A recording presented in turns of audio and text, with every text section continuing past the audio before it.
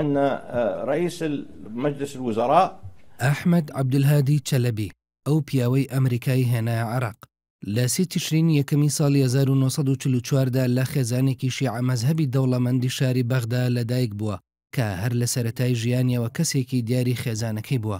لە ساڵی 1956دا لەگەڵ خێزانەکەی عێراقیان جێهێشتووە و زۆربەی ژیانیشی لە ئەمریکا و بەریتانیا بەسەر بردووە. ئەحمەد چەلەبی لە ساڵی 1969دا بڕوانامەی دکتۆرای لە بیرکاریدا لە زانکۆی شیکاگۆی ئەمریکا بەدەست هێناوە و لە ساڵی 1970دا ژیانی هاوسەری پێکهێناوە و خاوەنی 4 منداڵە. لە ساڵی 1970دا بانکی پێترای لە وڵاتی ئوردن دامەزراند.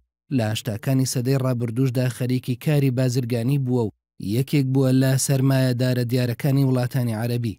ئەحمەد چەلەبی لە ساڵی 1992 تا ساڵی 1997 لە هەرێمی کوردستان ژیاوە، بەڵام لە ڕووداوەکانی سیویەکی ئابی ساڵی 1996دا سوپای عێراق لە ناو شاری هەولێر بارەگاکانی حیزبەکەی گرت و چەندین کەسیشی لێکوشتن.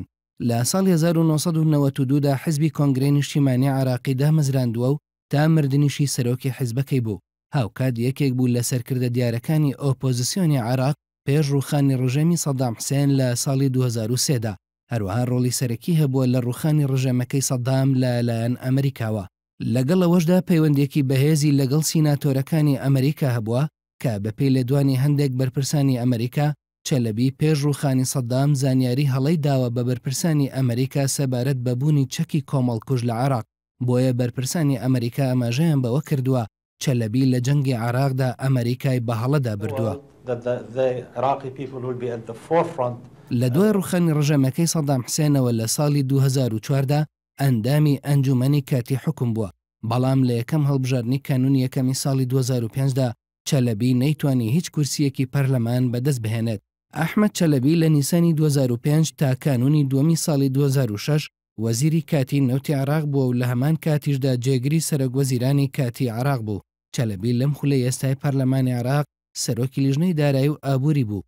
لە تەمەنی 71 ساڵیدا بەهۆی جەڵتەی دڵەوە لە ماڵەکەی خۆی لە ناوچەی کازمیەی شاری بەغدا کۆچی دوایی کرد.